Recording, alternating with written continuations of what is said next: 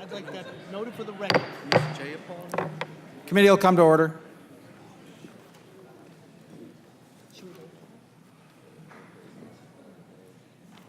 Subcommittee will come to order. Without objection, the chair is authorized to declare a recess at any time. I ask unanimous consent that members not on the subcommittee be permitted to sit with the subcommittee at today's hearings and ask questions. Without objection, so ordered.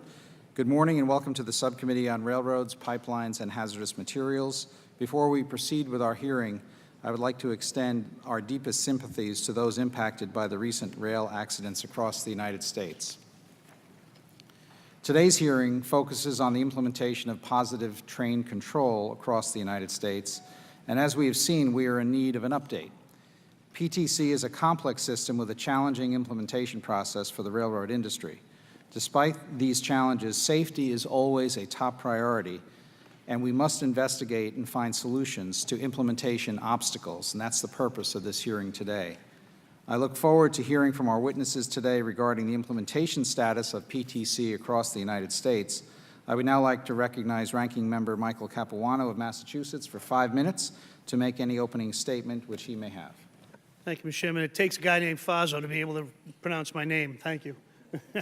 Mr. Chairman, I ask unanimous consent to include the committee Democratic staff in today's hearing record. Without objection, so ordered. Thank you, Mr. Chairman. Mr. Chairman, I generally keep my opening remarks brief because we're here today to kind of catch up on PTC, to see the results, see how it's impacted directly individual people or its lack thereof, and to hear from the industry where they are on advancing it. With all the problems we still have in this issue, we are making progress. Now, many of us would like that progress to be faster and cleaner and quicker and all that, but at least we're doing something. At the same time, it cannot be, I don't think it should go unsaid today that this Congress has taken absolutely no action whatsoever to even try to address the gun violence in this country. The tragedy that we suffered in this country yesterday is unspeakable. It should be unacceptable to every single American. And for us to do nothing should be angering as far as I'm concerned. At least on this issue with PTC, we're doing something. Nothing is not an answer. And with that, I yield back the remainder of my time. I'd now like to recognize the chairman of the full committee, Mr. Schuster. Thank you very much, Mr. Fazio. Thank you.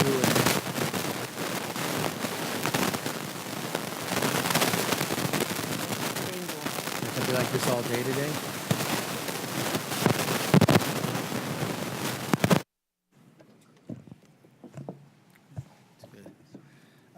Thank you very much, Mr. Fazio and Ranking Member Capuano for holding this hearing today. And thanks to our members that are here today showing interest, obviously, because tragedies have occurred in your states and other places around the country. Safety is the #1 priority of this committee and most important task of the Department of Transportation. This committee and the Department of Transportation have always remained focused on efforts to improve rail safety, and positive train control is one of the most ambitious, complex, costly enhancements the railroad industry has ever undertaken. As early as 2012, GAO and FRA were reporting that railroads would not make the 2010 deadline. In 2015, Congress passed the Bipartisan Surface Transportation Extension Act of 2015, which extended the deadline to December 31st of 2018, with wide support from industry, government, and labor. At the time, we were hopeful that this would help the railroads meet their implementation milestones. And today, I look forward to getting an update on the status of PTC implementation and learn what the other major challenges are that still remain for the railroads. When Congress extended the PTC deadline, we were informed of issues the railroad faced, and throughout the implementation process, railroads have faced a complicated, complex set of challenges. One of the biggest issues was the ability to obtain spectrum. Both FRA and GAO have published multiple reports articulating the other obstacles faced, such as the integration of field testing of PTC components, the development of PTC technology, issues with the availability of suppliers of PTC technology, radio interference, and interoperability issues. Today, we are here to see if those issues, among others, still linger for the railroads. So I look forward to hearing from our colleagues today, but also to folks who represent government and industry to give us a view of what's happening out there. And with that, I yield back. Thank you, Mr. Chairman. Now I'd like to recognize the ranking member of the committee, Mr. DeFazio, for an opening statement. Thank you, Mr. Chairman. Let's now back to 2005. A Norfolk Southern freight train transporting chlorine in Graniteville, South Carolina, diverted onto an adjacent track where it hit a parked train next to a textile manufacturing plant. 9 people were killed, 6 workers at the plant, 500 people were injured, 5,400 evacuated. This was preventable with PTC. This committee held a hearing on this crash in 2007, just prior to passing a bipartisan bill, 2008, 10 years ago, to mandate PTC implementation. Graniteville is eerily similar to the one that just occurred in Case, South Carolina. Switch left in the wrong position. Train diverted onto the wrong track, hit a parked CSX train. Again, no signals indicating the switch position was open, and again, totally preventable with PTC. So was the Amtrak accident in DuPont, Washington. We had PTC on the train, on the track, but it wasn't yet operable. I've introduced legislation that will say that no new section of track can be utilized by Amtrak until the PTC is operable. That's, after the fact, unfortunately. That, again, totally preventable. For 50 years now, half a century, NTSB has issued one recommendation after another for the FRA to require a PTC. Over those 50 years, 153 accidents preventable with PTC. They resulted in 301 fatalities, 6,700 injuries, and yet we're not there yet. Last time we held a hearing on this was 2015. We have a law that goes back to 2008, but we're not fully implemented.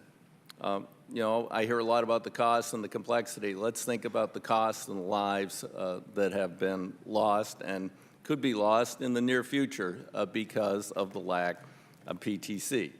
A number of our Class 1s and other freight and some commuter railroads embraced PTC early on and have made progress. And I congratulate those who are going to make the deadline. Others are close. Some aren't very far along. In fact, some of the commuter railroads, in fact, I understand New Jersey hasn't even started, that they won't qualify under any conditions, even with the most lax administrator in history. We don't have an administrator, to meet the minimum requirements to get an extension beyond 2018. I've heard that some are inquiring as to whether or not Congress might extend the deadline beyond 2020. We're going to kill more people because you're not doing your job? No. We are not going to extend PTC again if I have anything to say about it. Yeah, it's complicated, but I mean, again, 50 years ago, this is when it was first recommended. A year later, we landed a man on the moon. We, look at where we are now with all sorts of advances in technology, and yet we don't have PTC. I have recommended to the administration that they include grant funding in their infrastructure plan to help some of the commuter railroads and others who are nonprofits having problems meeting these deadlines. Of course, there has been no allocations and no action. I don't know also how we can get a budget out of the administration where it actually cuts funding for FRA's oversight and enforcement of PTC by 50%. 50% cut. And already, that's hopefully that cut is going nowhere in the United States Congress or in the omnibus negotiations. Their safety and operations cut by 30%. 37% cut to automated track inspection.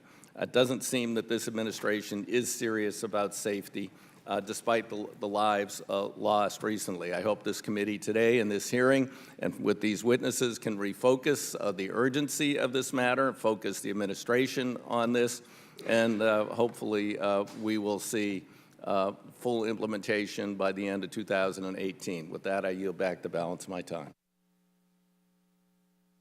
I would now like to welcome our first panel, our distinguished colleagues from the state of Washington, Mr. Heck and Mr. Kilmer. Please proceed with your statement. I ask unanimous consent that our witnesses' full statement be included in the record. And after receiving testimony from our first panel, we will proceed to our second panel for testimony. Without objection, so ordered. Thank you, Mr. Chairman and Ranking Member Capiano. Thank you for holding this hearing today and for all of your assistance in the wake of this unthinkable tragedy which struck in my district on the morning of December 18th. It was a quiet Monday morning when Amtrak Cascades 501 derailed as it approached the Mounts Road Bridge in DuPont, Washington. The locomotive and passenger cars were sent flying down onto Interstate 5 below at nearly 80 miles per hour into the path of motorists who were going about their morning commute. 3 people were killed in that commute, 3 passengers on that train: Jim Hamry, Zach Wilhoit, and Benjamin Graham. Jim and Zach were my constituents. They were also fierce advocates. That's why they were on the train, which was the inaugural Amtrak service on the new Point Defiance bypass. Jim was a retired civil engineer, while Zach worked for Pierce Transit. As a board member of the Rail Passengers Association, Jim had actually visited me in Washington, D.C., sat in my office to advocate for expanding passenger train service. The entire South Puget Sound continues to mourn the loss of these 3 individuals. But they were not the only victims of this tragedy. 70 passengers and motorists were injured. And by the way, that included a delightful young woman named Maddie, who happens to be the niece of one of my staff members. It's only thanks to the heroic work of the first responders and bystanders and doctors that the injured are still with us today. And I want to particularly commend the active duty service members and civilians at nearby Joint Base Lewis McChord who rushed to help. We're here today because we know this tragedy could have been avoided if positive train control was active on the route. The NTSB has recommended that railroads install PTC for nearly 50 years. I'm glad we have NTSB Chairman Robert Sumwalt with us today, and I want to thank them for all of their assistance. But despite these consistent warnings, there's been an absolute failure to heed them. And it's a collective failure on the part of the Federal Railroad Administration, but also on the part of Congress, which has failed to meaningfully fund PTC implementation and enforce deadlines. There are no excuses to be made here today. The Amtrak Cascades crash was preventable, as were over 150 other rail accidents the NTSB has investigated. That's why I support legislation from Ranking Members DeFazio and Capiano, which would provide the funding railroads across the country need to complete PTC on their routes. I met on Monday with the head of the Washington State Department of Transportation, Roger Millar, and I was glad to hear that the Amtrak Cascade route is on schedule to have PTC implementation by the current deadline of December 2018. And the same goes for the freight railroads in my district. But that's not the case for many railroads across our country. That's why, most importantly, the bill would prevent the U.S. Department of Transportation from extending the PTC deadline. Passing this legislation would send a clear message that there is no need for us ever to have this conversation again. No delays, no excuses. For Jim Hamry, Zach Wilhoit, and Benjamin Graham, I ask this committee and the Congress to act to prevent a crash like Amtrak Cascades 501 from ever happening in this country again. Thank you, Mr. Chairman. Thank you, Mr. Heck. Mr. Kilmer, you are now recognized. Thank you, Mr. Chairman. I want to start by thanking you and Ranking Members Capuano and DeFazio for holding this important hearing and for inviting me to testify. I'd just taken the red-eye back to Washington, D.C. and was trying to catch a quick nap when I got a call from a member of my team. The Amtrak 501 Cascades Express had derailed from an overpass over Interstate 5 at one of the busiest sections of our state's busiest freeway at rush hour. It was a worst-case scenario. The footage from news helicopters was harrowing. People were stopping on the highway and jumping into dangling, twisted train cars to offer their help. And I immediately thought of my family, my wife who works for the state of Washington and regularly goes to Olympia. My first thought was she on the highway? Was she safe? Just days earlier, I'd cut the ribbon on the new station in Tacoma in my district that would service the train on this route. And it felt like a bad dream. So many families had the same feeling that I had that day. Too many families had loved ones who were hurt. 3 families never saw their sons again: Ben Gran, Jim Hamry, and Zach Wilhoit. Their lives could have been saved by positive train control. I went down to the site on my first day back in state, and you could still see the marks in the track, the fingerprints of the crushing power 14 train cars traveling way too fast etch into metal as they leave the track. The NTSB said positive train control would have prevented this and so many other train crashes that have become all too frequent. In 2018, no American should die in a preventable train accident. December 31st, 2018, that's the deadline Congress gave the nation's railroad industry to put this life-saving technology on the tracks. The country has 319 days. And not a second more, because this deadline matters. As the committee knows, Congress has been working since 2008 to fully implement PTC nationwide, and there are railroads who have shown it's possible to meet this deadline. BNSF, one of the largest railroad operators in this country, has fully installed positive train control on all 11,570 miles of the track that they are responsible for, and it's operable on all 5,000 of their locomotives.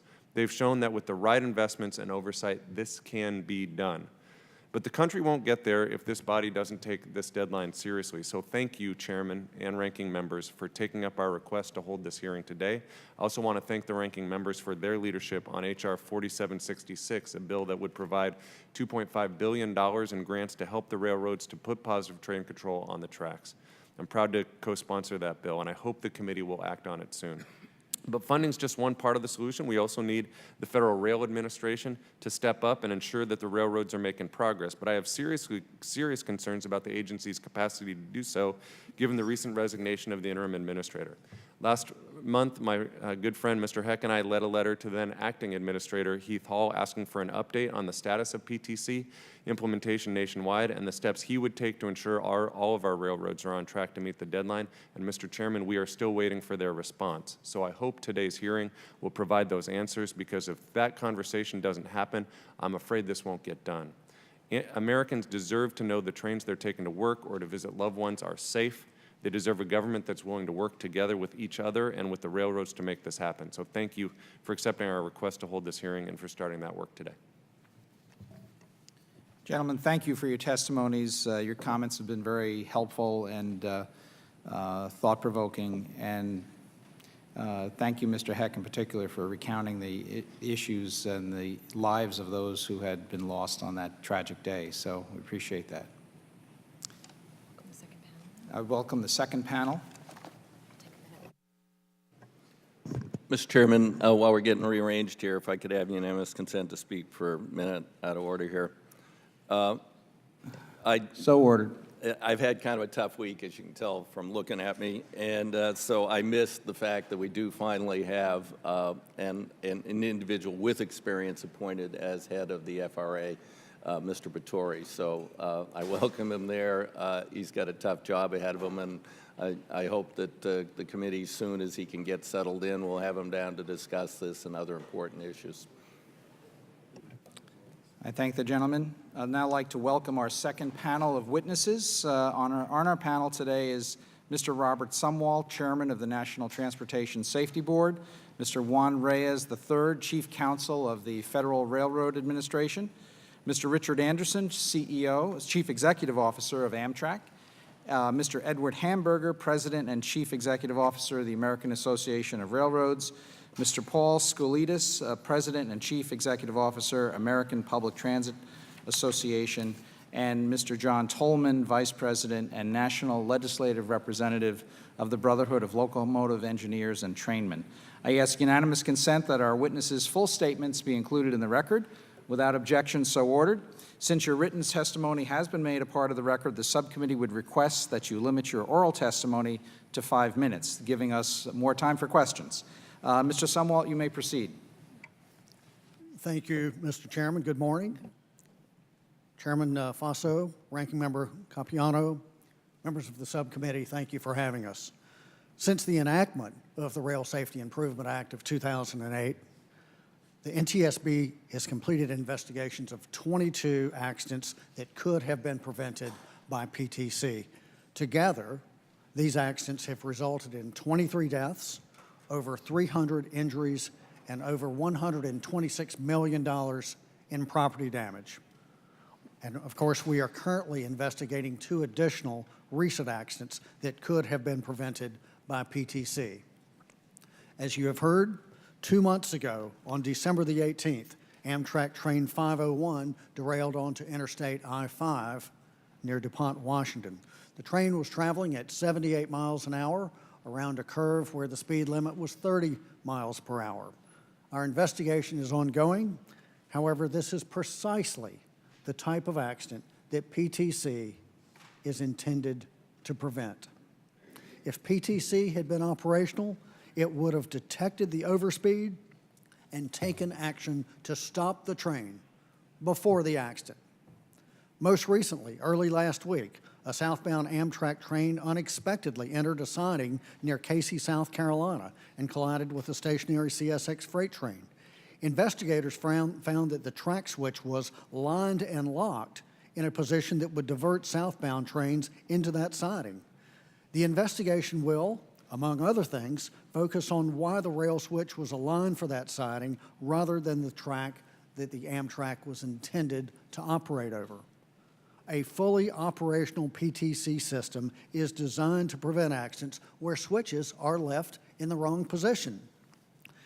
At the time of the accident, train signals that govern train movement were out of service due to signal upgrades. This morning, the NTSB issued an urgent safety recommendation to the FRA, and we are calling for the FRA to issue an emergency order to put in place procedures to mitigate hazards when trains are operating during signal suspension. And I'll be happy to discuss this further if there are questions. A decade ago, the Congress called for PTC to be installed by the end of 2015. However, the railroads, despite their efforts, the railroads indicated they would not be able to meet that deadline, so Congress extended that deadline until the end of this year. Now, data provided to the FRA by railroads indicates that many of the nation's railroads will not meet that deadline for fully operational PTC, resulting in up to 2 years of additional delay. For nearly half a century, the NTSB has investigated numerous train collisions and derailments caused by human failures, and these accidents could have been prevented by PTC. Therefore, the NTSB is extremely concerned about any further delays to this life-saving technology. Quite simply, for each day that passes without PTC, we are at continued risk for preventable PTC accidents. And from a safety perspective, and that's the NTSB's perspective, from a safety perspective, that risk is unacceptable. Thank you for your time, and I'll be glad to answer questions. Thank you, Mr. Sumwalt. Mr. Reyes, you may proceed.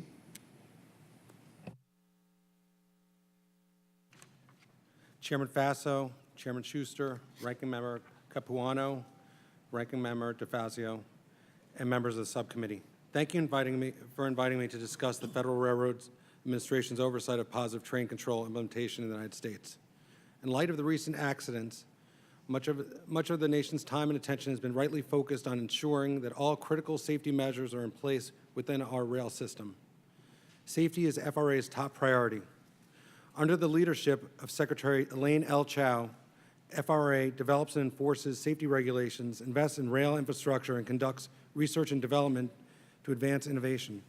PTC is an advanced safety system designed to prevent certain types of accidents. For example, this technology can prevent a train from passing a stop signal or moving through an improperly aligned switch.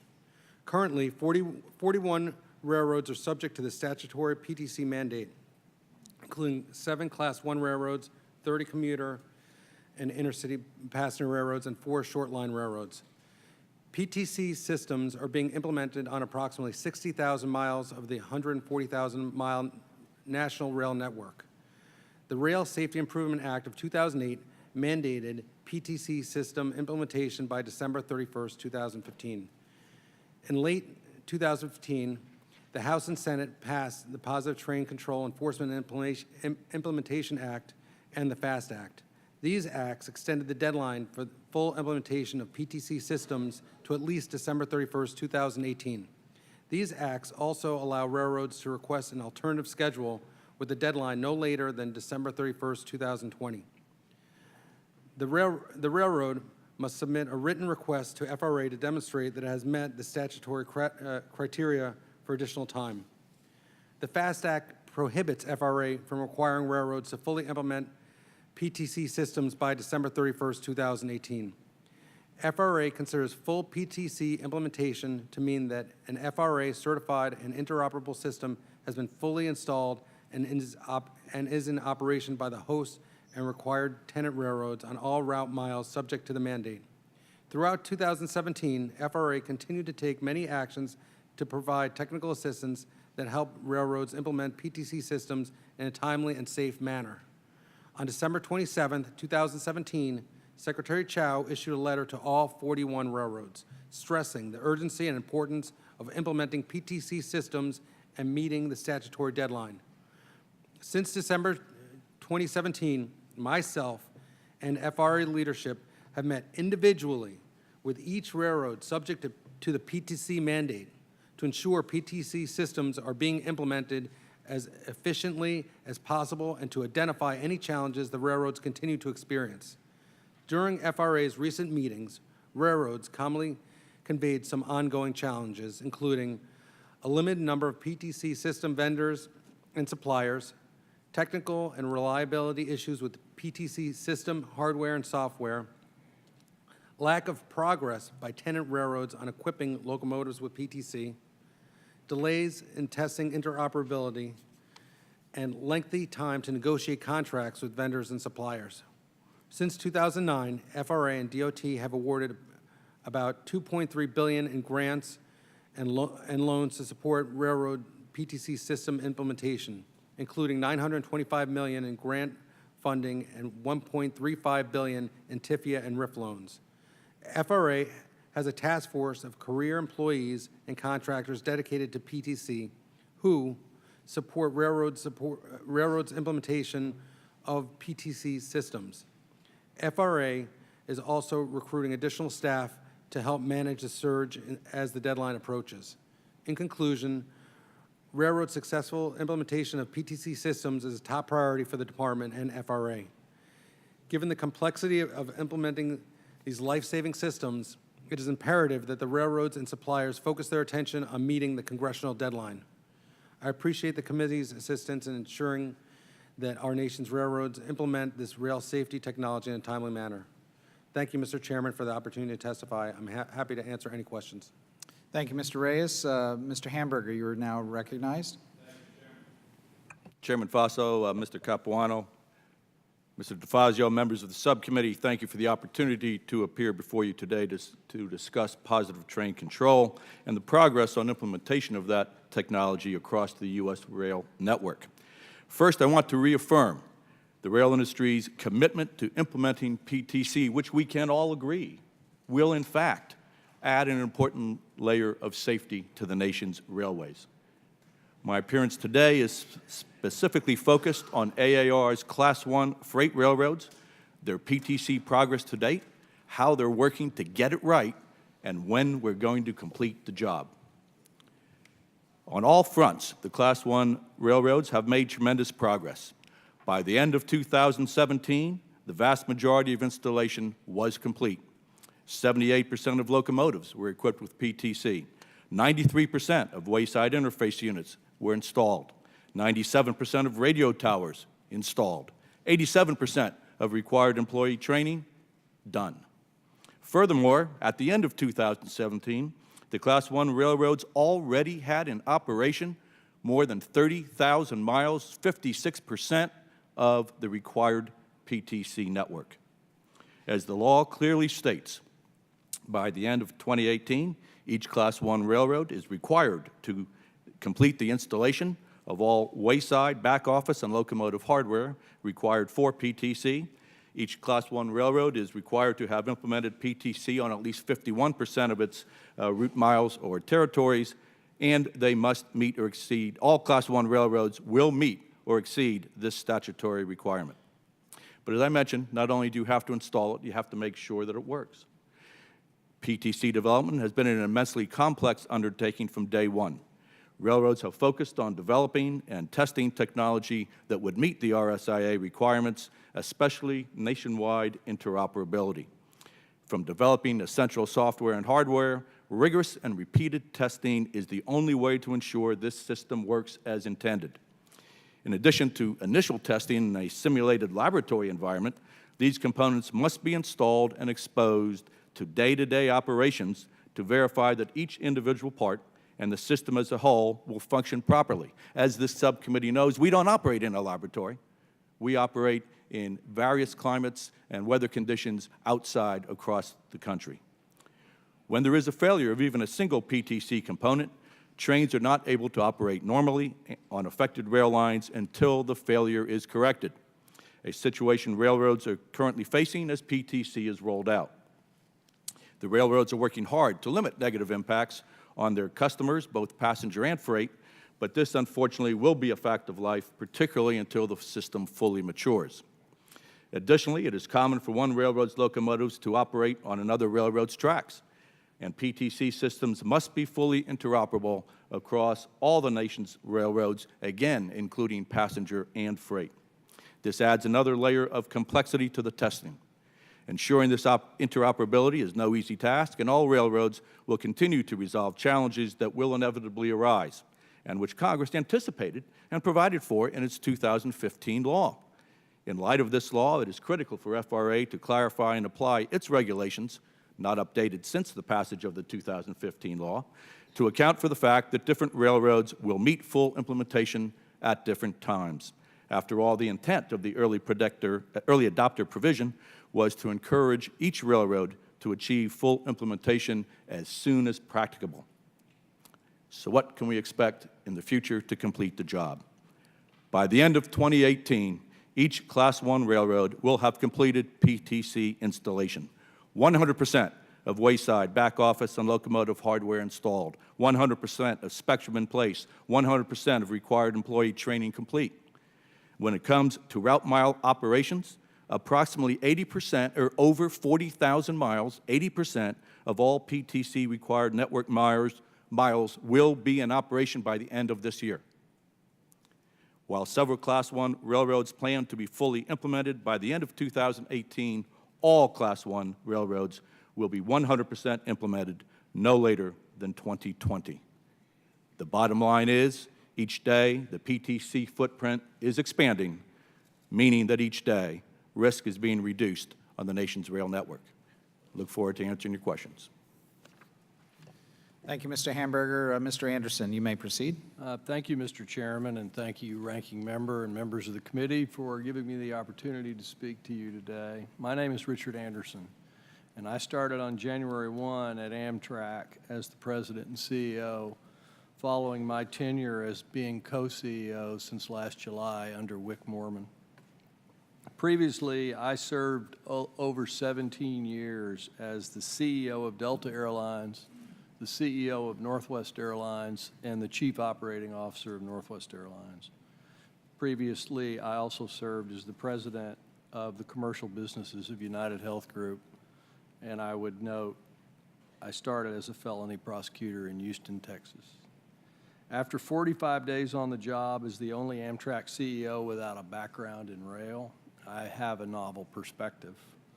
While many may have doubted in '71, as I look at the history of Amtrak, that it would be a growing business and that passenger rail would be in vogue today, it is. And as congestion grows in major metropolitan areas and a generation of millennials prefer ride sharing to car ownership, Amtrak services and our infrastructure support hundreds of millions of rail transportation trips a year. But it's clear that during our 47-year history, we've underinvested in rail, especially in aspects of the safety systems of passenger rail.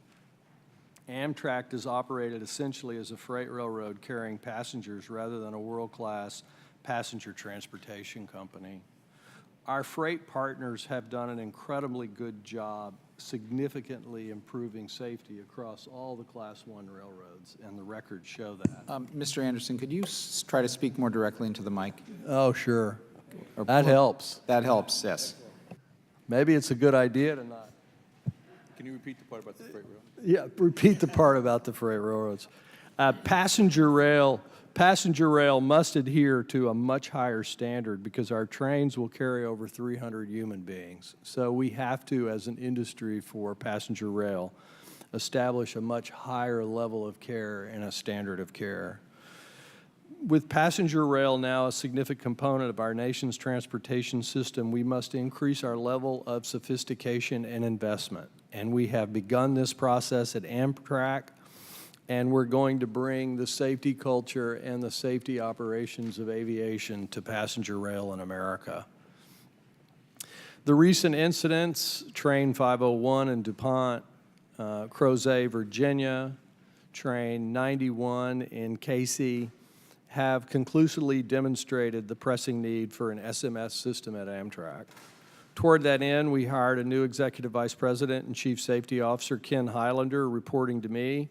He implemented SMS systems for me at 2 airlines, who will implement our SMS program as recommended by Chairman Sumwalt on November 15, 2017 in an NTSB report.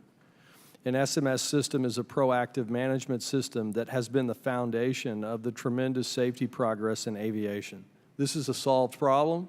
We have to take our experiences, our data tools, and the capabilities from aviation and apply them to freight railroad or to passenger railroads. Additionally, Amtrak continues to work on implementing many new specific safety measures, which I cover in written testimony. The most important is PTC. To start, we believe that PTC should ultimately be in place for all Amtrak routes, and as a matter of U.S. policy, PTC should be required for all passenger rail trips in America. That's a very big statement. Without PTC, the system is too vulnerable to single points of failure, many of which are dependent upon the memory of a single human being interacting with a big, complicated system. Crews must memorize routes, signals, landmarks, and other indicia of the external world when they qualify on a route. When an engineer loses situational awareness or forgets a rule, we have no systems to assist them and help them prevent that error. We built all those systems in aviation. We haven't built them in passenger rail. So PTC is a fundamental building block to building an SMS system. Amtrak's long been a leader in PTC. It is installed on nearly all of the Northeast Corridor today, the busiest railroad in America. We are set to complete PTC installation on the tracks and equipment we own or control by December 31, 2018, the federal deadline. We have great cooperation with our partners, partner host railroads, particularly the Class I railroads. For those areas of our network where we do rely on others, we have to closely cooperate with them because the host railroad, Amtrak, and the manufacturers of the equipment all have to cooperate to get the systems installed, tested, and working properly. It's an enormous and complicated undertaking for the industry and its suppliers, but we all share a sense of urgency. And having said that, it's now clear that Amtrak, FRA, Congress, and the various railroads are likely to confront scenarios where PTC is not yet operational by the end of the year. First, many routes outside the NEC will face a situation where the host railroads will apply to FRA for an alternative PTC implementation schedule. At Amtrak, that question raises for us whether, even if that alternative is approved, whether we will even operate.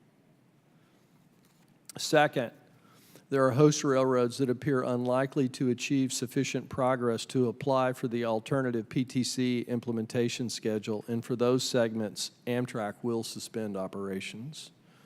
Third, a small portion of services operate on routes that have received FRA mainline track exclusions, which exempt them from the PTC requirements. We are newly reviewing under our SMS program our policy regarding these exclusions. And for those instances where we will not have PTC even after the 12/31 deadline because it's not required by statute, we have a question about whether we're going to operate at all, and I doubt we will. Lastly, there may be railroads that operate over our NEC tracks which may not have sufficient PTC commissioned rolling stock to operate normal services by the end of the year. Under the present rules, we cannot permit non-compliant equipment on our railroad after the deadline, and we are working with these railroads in the FRA to determine the path forward. Fortunately, Ron Vittori is now the chairman of the FRA, or the administrator of the FRA, and he is doing a good job leading an effort to coordinate the work on behalf of all the railroads in America to get all the impediments out of the way so that we can get as much of it done as we can. Taken together, I believe historic strides are being made and everybody's working as hard as they can. I have great confidence in Amtrak's workforce. There's a lot of really hard-working people at Amtrak that want to do right. And I see across our company the desire to become the safest passenger railroad operation in the world. We owe you, our owners, nothing less, our customers, nothing less. Thank you. Thank you, Mr. Anderson. Mr. Skoutelas, you can proceed.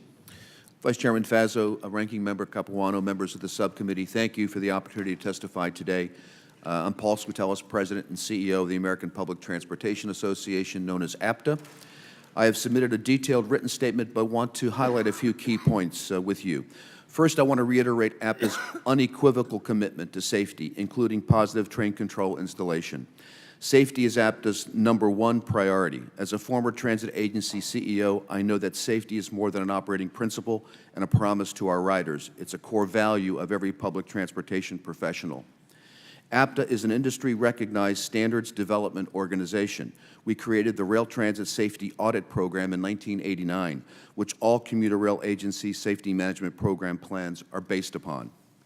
As an association, APTA publicly supported the concept of PTC even before the Rail Safety Improvement Act of 2008 was enacted.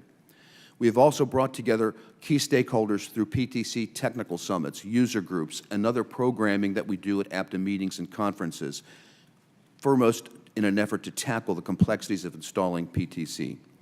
These efforts have helped facilitate implementation by sharing information and coordinating efforts to solve the issues as they arise. Commuter railroads have faced and continue to face a variety of complex challenges in installing PTC systems. PTC was still being developed in 2015, and only after the technology was available could railroads begin installing and testing the systems while concurrently providing service to millions of Americans. A one-size-fits-all approach to implementation does not exist when it comes to PTC installation. This means that each passenger rail system needs to build its own unique PTC solution, which has created challenges and delays. Many commuter railroads have done a commendable job, overcoming significant hurdles, including unique technical obstacles, limited access to skilled professionals and suppliers nationwide, very complex operating environments, and of course, tight budgets. With so many agencies implementing PTC at the same time, the lack of expertise and resources in relevant fields has limited the ability to expedite implementation at each stage of the process. To date, the full cost of implementation of PTC is estimated to be approximately $4 billion for commuter railroad agencies. This does not take into account future operating and maintenance costs, which are currently estimated to range from $80 million to $130 million annually. Nor does it include the $90 billion of state of good repair backlog facing public transportation systems today. This is a staggering number for publicly funded agencies that rely on federal, state, and local funding as well as passenger fares to operate their services. We request that Congress and administration consider these costs and provide additional funding.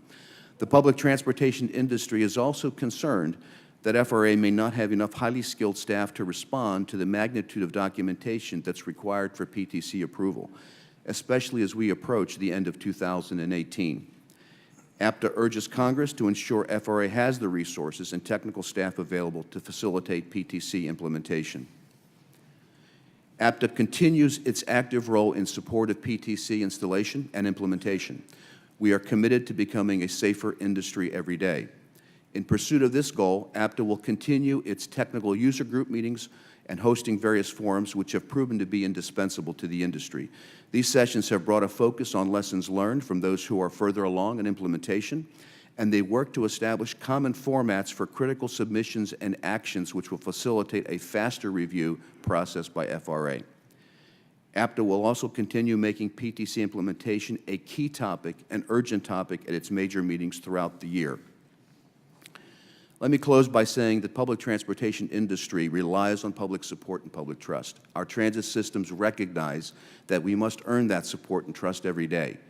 Public transportation generally, and commuter and passenger rail specifically, are among the safest modes of transport. In fact, public transportation passengers are generally 40 to 70 times less likely to be in an accident than drivers and passengers in private automobiles. As an industry, we will continue to focus on safety and continue to improve it every day. APTA is grateful for the work this committee has done to enhance safety in our nation's railroads, and we applaud your efforts. We look forward to continuing to work with you and your staff on the critical PTC issues and on other issues facing the public transportation agencies. Thank you. Thank you, Mr. Skoutelis. Mr. Tolman, please proceed. Chairman Faso, Ranking Member Capuano, members of the committee, I appreciate the opportunity to testify today. As I sit here today, I'm embarrassed, I'm hurt, I'm frustrated,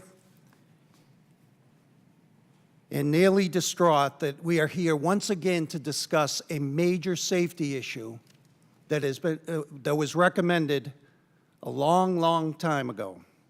I grew up in the railroad industry, and I truly am anguished when I hear again and again of an accident that could have been prevented by PTC. I was here in 2008 when you passed the Rail Safety Improvement Act. I testified in front of this committee on behalf of the membership.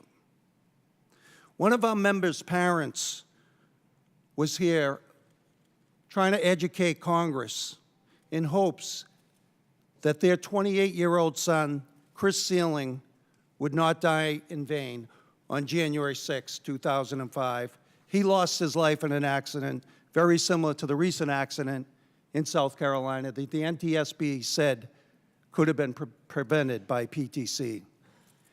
You know, there's something in this room that we all can agree on, without a doubt. Nobody should ever go to work and not come home. It's our duty in this room from this day forward to make sure to work tirelessly to get this thing done. The NTSB told the industry as far back as 1968 to implement some form of technology, accident-prevented technology. That was 50 years ago. It took us less than 9 years to put a person on the moon, and the industry can't get this done. In fact, NTSB said in May of 2002, 40 to 60 accidents each year could be prevented by PTC. 40 to 60 each year. The NTSB noted that from 2015 to 1968, PTC could have prevented 145 major accidents that killed 288 people and injured 6,574.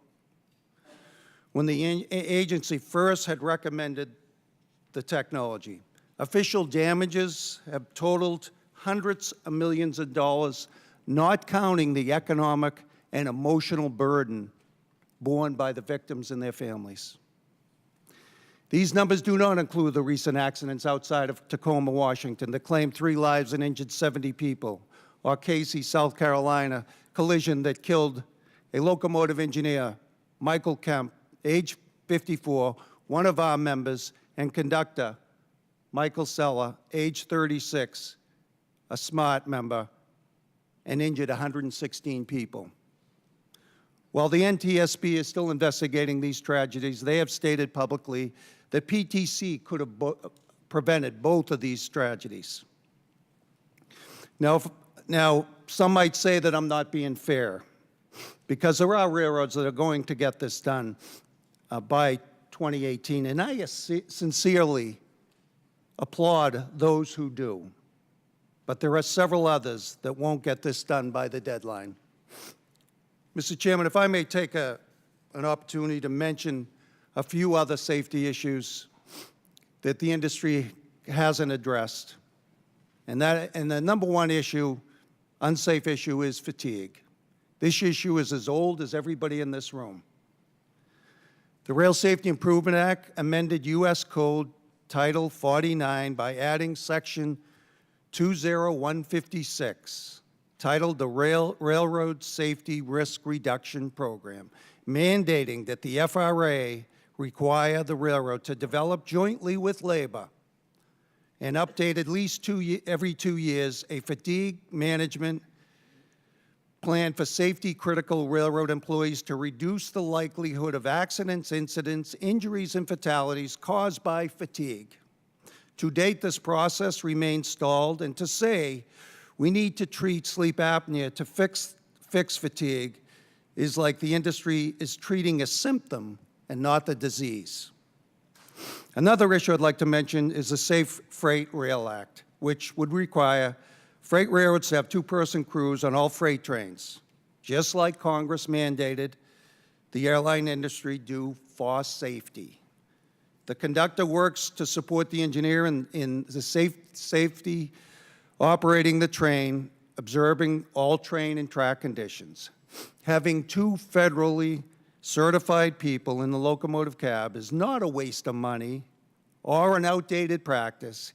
Even with sophisticated technology, nothing can currently compare to having a trained human who can react to and manage potential dangerous situations on board.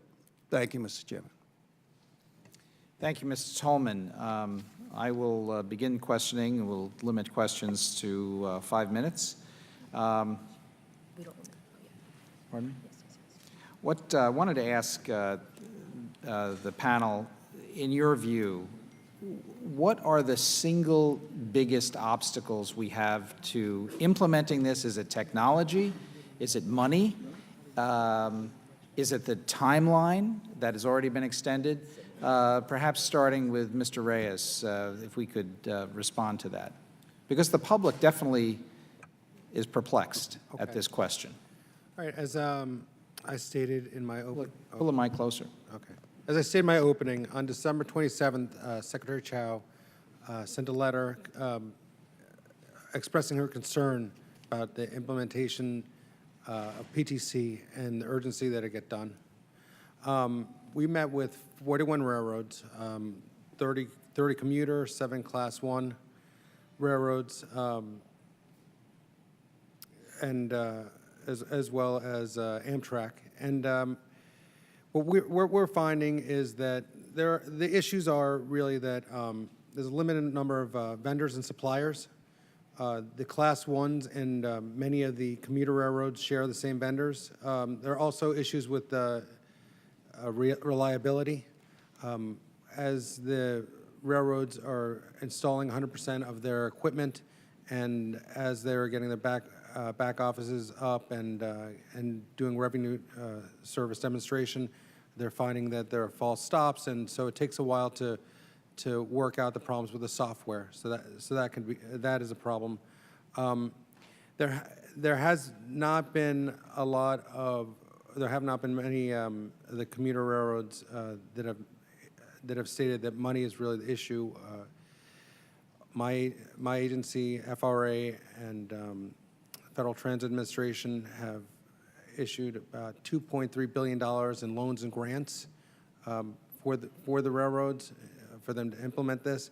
It seems to be more to do with these technical issues as well as negotiating with, for the contracts, because a lot of the freight railroads started earlier than the commuter railroads, and now they're catching up, and they're having trouble getting the resources they need to get this done on time. Okay, Mr. Hamburger? In addition to those challenges, the biggest single challenge yet left is interoperability. And what, we say that, we throw that word around. What do I mean by that? Chicago is, of course, the biggest example of it, but it occurs wherever more than one railroad is operating. You have Railroad 1 locomotive operating on Railroad 2's track with a back office server owned by Railroad 3. And each Class 1 railroad, of course, over the years has developed its own dispatch system, its own IT platform. So all of those communications have to occur in real time so that that locomotive knows whether or not it is exceeding its authority. And so it's that kind of melding together of all of the various railroad technologies that is the single biggest challenge. And that's why we're talking about interoperability testing with Amtrak as what's left to get done, and that is beginning, I believe, in March, if I'm not mistaken, Richard. So that the goal being that the host railroads and Amtrak have worked through that, so that by the end of the year, hopefully everything has been worked through so that Amtrak is operating under PTC. And in the minute I have left, Mr. Anderson, because you're operating on other people's track predominantly, I see that in the Hudson Valley line that I'm most familiar with.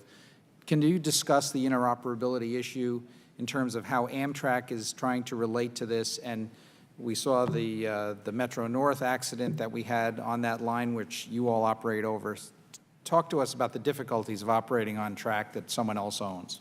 Amtrak must have interoperability with 15 different back office servers. 15? 15. And we operate 3 different PTC systems depending upon where we are. So in Michigan, we have one system, the corridor has another system, and then when we operate on the Class 1 freights, we have a third system. So we have to federate with 15 different hosts, servers. They don't know what federate means. Make it interoperable. And so it's the coordination with all of them. And then on pieces of the corridor where you're talking about, we are hosted by Metro, North Metro. Right. So it depends upon who the host is, but we have to be able to do so with each one of them. I can tell you in all of the Amtrak controlled pieces of the network, we will be ready. Let me give you the constraint, and I'll do it quick. Yeah. The constraint. Be quick. Siemens, Alstom, Wabtec, Air Inc., Rockwell Collins. Everybody needs all those vendors to produce software, hardware, get it tested, and get it ready to get installed quickly. Thank you. Mr. Capuano. First of all, I'd like to ask unanimous consent to insert into the record the statement of Representative Pramila Jayapal. She was detained in another hearing and couldn't join us. Without objection, so ordered. And with that, I'm going to reserve my time and go first. Thanks, Michael. I appreciate it. The NTSB this morning, I understand, issued an urgent recommendation regarding what actions railroads should take during signal suspensions. I'm hearing CSX is saying, oh, well, we had to shut down the signal because we were installing the new system. A, I question whether that's true, and B, if they're shutting down an existing signal, my understanding is some railroads require that flaggers or other people be out there, and some don't. Could you tell me what's going on here? Well, Congressman DeFazio, thank you very much. Of course, we're still looking into all of the options for what could have been put in place for the Casey accident, but our urgent recommendation that we issued this morning to the FRA is that once signal suspension is in effect, and a switch has been reported to be relined for the main track, as was the case in Casey, we want the first train that goes through that switch to operate at restricted speed. That way, it's at a much reduced speed. They can detect that the switch just visually is not lined properly before they even encounter it. After it's been verified that that switch is properly lined, then normal speed, track speed can resume. Okay, but I mean, my question is, when one switches over from the existing technology to the new technology, you know, is it inevitable that the old technology can no longer function, or the signal lights won't function in that section of track? If so, it seems like we need to have some sort of a rule for what's going to happen there. Well, I would actually have to defer to the railroad experts to be able to determine that. Our expertise is investigating Okay, the all right, accident. well, all right. Any ideas on that, Mr. Hayes, at FRA? I mean, because we're going to be switching over a lot of systems in the next year and a half here or so, or year. Yes. You know, I actually do have my head of safety, Bob Lobby, here, and we were discussing this request this morning, and if this is something that does make sense, we will implement whatever needs to be done to keep the public safe. Okay. Thanks. Now, there's the dark territory, which is of concern. In 2008, Congress required the Secretary to prescribe regulations, orders governing development and implementation of safety technology in dark territory, such as switch position monitoring devices or indicators. Makes up a lot of the rail network. Have we made progress on this? None, Mr. Sumwalt? None whatsoever? Okay. No, sir. We did issue that recommendation as a result of the Graniteville accident, and we closed that recommendation, closed unacceptable action. Okay. Closed unacceptable action. How come there was no action, Mr. Hayes? At this point, when there are safety issues, we believe that PTC is helpful in many of the situations. Right, but we're talking about dark territory. It's not going to work there. So tell me. Right. So, when you're talking about dark territory, if you're talking about something that's going to prevent train collisions, overspeed, problems in work zones, Switch problems, or et switch cetera. problems. Right. Okay, these are the areas where PTC would help.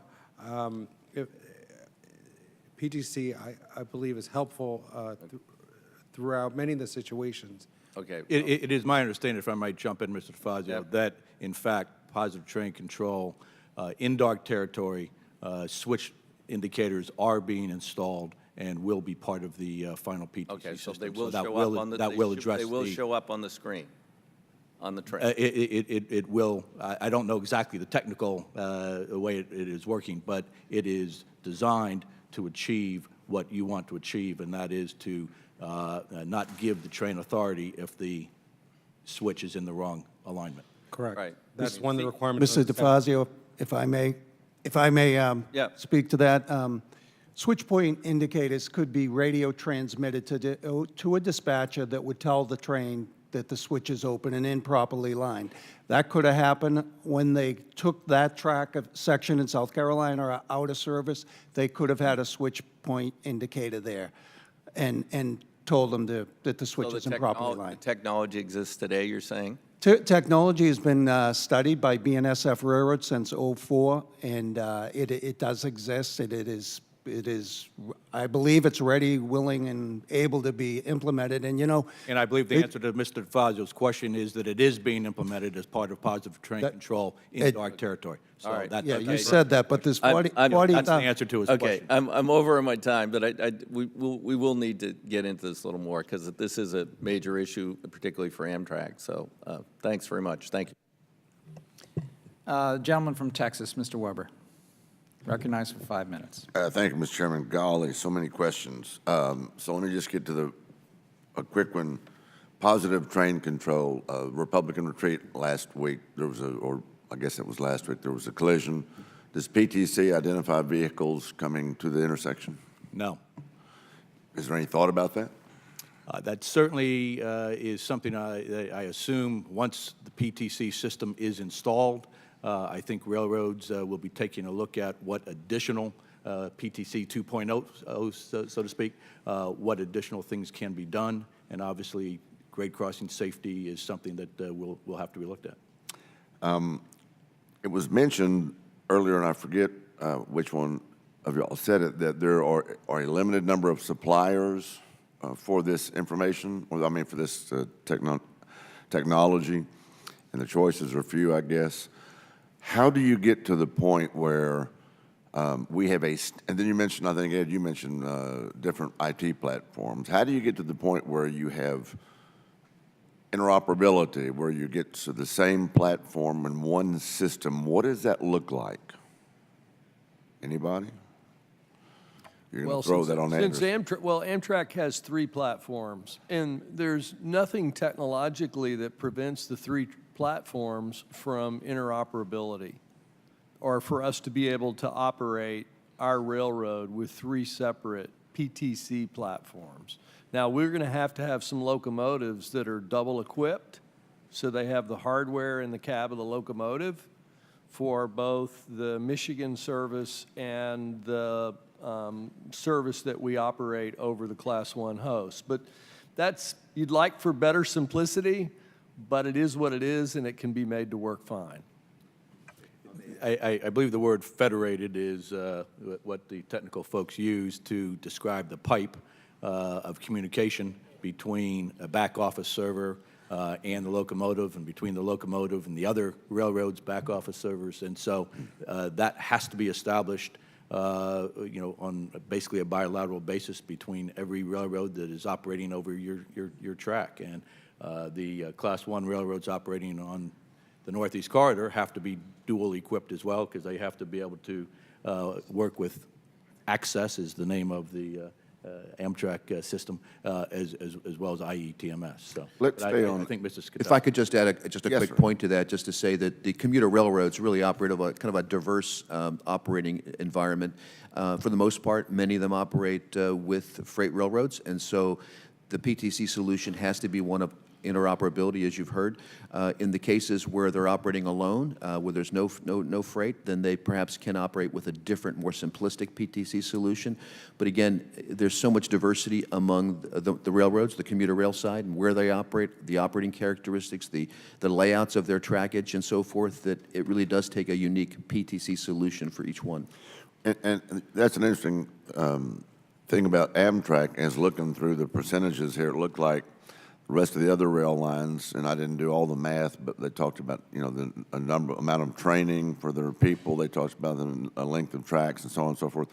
The percentages were higher for the railroads, but Amtrak was probably about 2/3 of that kind of progress, and yet you run on most other people's tracks. Is that right? That's correct. Why the difference? Why are they so far ahead in implementation? Well, it depends on where you're looking. In the Northeast Corridor, we're in great shape, and we have had PTC in the Northeast Corridor in good shape for a long time. On the route we own in Michigan, we have PTC in place. In a number of the other locations, it's dependent upon who the host railroad is and their progress toward putting in the most important and most difficult part of PTC, which is all the trackside sensors, antennas, and equipment, so that the train can signal its position and its speed and its location. Okay, well, let me go. I've got half a minute left. So, are there going to be calculations, and I know this is really getting down the weeds on two fronts. Are there going to be calculations if you've got a train carrying a lot of hazardous materials versus a train carrying people? Are the reaction times increased for certain levels? In other words, you hear about airplanes. I think somebody mentioned the airline industry. You hear about some planes that fly in the mountains, and the voice is saying, pull up, and they shut it off thinking there's something wrong with it, and then they crash into a mountain. Is there something that's going to give, how much time, and does it vary for people and hazardous materials? Yeah, you've gotten into a very technical area, Mr. Right. Weber, which we call braking algorithms. If you take a look at the highway, a smart car can stop a lot faster than an 80,000-pound truck. Similarly, intermodal train or a passenger train can stop a lot faster than a 110-car fully loaded grain. But do you train. get- so you do that give has extra- to be taken into account Right. when calculating when do you have to hit the brakes. Gotcha. So that it will stop before it runs the red light. Yeah, I got you. My time's expired. Thank you, Mr. Chairman. Gentleman from New Jersey, Mr. Cirrus, recognized for 5 minutes. Thank you, Mr. Chairman. Thank you for holding this hearing. You know, I represent Hoboken, New Jersey, and we recently had the accident in Hoboken, New Jersey. It could have been prevented or could have helped if we had PTC. It was a miracle that only one person died, because if you've ever been to the station, you realize how many people are there. Also, sleep apnea. If we had tested the engineer, it might have helped, because it was determined that was part of the problem. But my question is to you, Administrator Reyes. New Jersey Transit used to be a great transit system. In the last few years, it really has lost all its sass, you know, all this. So I was just wondering, you met with New Jersey Transit, and have they given you the fourth quarter report on what they're doing with PTC? They did give us, they're required to give us their updates, and it's annually, but they've been doing it quarterly, as all the other railroads have. We have the information. It was submitted before January 31st. That should be published soon. What I really want to know is what progress have they made? I think I know. Well, I just having wanna hear it looked at the public. data, which is not yet released, I know they've made some progress. Yeah, with PTC. And with PTC, however, what they express to us is You that- can say none, you know. No, there was It's some okay. progress, but they also came in, more importantly, we met with these railroads for two and a half hours, right? And New Jersey Transit being one of them. And I'm very familiar with your system. I'm a New Yorker. Now, do you And expect them to ask for an extension? What they came in, they gave us a plan. They said they would be able to make the deadline and, for all the requirements by December 31st, 2018. We're going to keep working with them and pushing them, and whatever we have to do to get them the deadline, we're Yeah, I not know going they to have give up no on any money. railroad right now. I know they have the money and they have very few loan options, but we provided $68 million in rail safety improvement grants. But yet the FRA has not issued a notice of availability for these grants. Do you intend to do that soon, or? I believe that you were referring to the Chrissy grants? Yeah. Yes, so those are being released today. Excuse me? I believe those are being released today. I was Today? informed before this meeting, yes. And so that will be available for PTC funding through the Chrissy grant. Boy, I'm glad we had this hearing, because I found out that we've been released tonight. Well, we're working to help New Jersey Transit and all the commuter lines get to the deadline. And I guess I have a question regarding this technology, because I'm not really all that well-versed in technology. But you keep telling me that there's like 2 or 3 different types of technologies out there and to coordinate this in order to be able to work, this. Is there a possibility that in the future we can come to one technology where everybody has the same technology? What is stopping from doing that? Mr. Tolman, maybe you want to answer that. Well, Congressman, one issue is that, you know, they're talking about not having enough resources. But, you know, in 1996, I was operating Amtrak on the Northeast Corridor with PTC. Now, that was a few years ago, I guess. It wasn't close enough. It wasn't a 50-year window, but to me, you know, there's no reason this shouldn't be done. I mean, I don't get it. But Congressman, I'd like to address, I know the accident in Hoboken was an extreme tragedy, and every accident, no accident should ever happen. And you know, sleep apnea was found to be a cause of 2 recent accidents. But you know, the number one issue in the railroad industry, unsafe issue, is fatigue.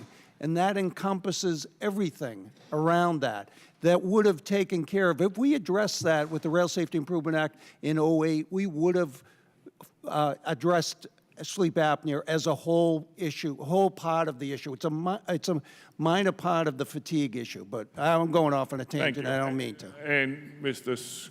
Costello, I'm concerned Yes. about the public having the confidence to ride safely in the transit system, because it's very important in my district to get people off the roads. With all these accidents, do you think that the public's losing the, how can I say, the reliance on safety of the transit system? Well, look, I think all of us, as stated earlier, are committed to the utmost safety, safe system that we can possibly get. And as I mentioned a few moments ago, the commuter rail, passenger rail system is a safe system. Of course, when an accident happens, it's a tragedy.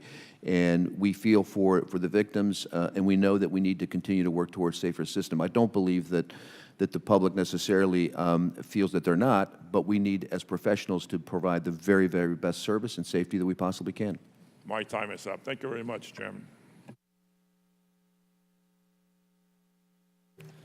Mr. Master, recognized for 5 minutes. Thank you, Chairman, for letting me join your subcommittee today. I want to thank you all for being here to discuss this very important rail safety issue of positive train control. In South Florida, where I represent, South Florida, the Palm Beaches, the Treasure Coast, nearly every single crossing that we have in our area is at grade, same level as the cars, as the walkers, as the bicyclers. We are very familiar with freight traffic, but we've also had commuter rail there, not at a high speed, known as the Tri-Rail, that's been running there for years. But as of this January, just recently, we also now have the Brightline rail line, which is running at 70 to 110 miles per hour throughout this stretch.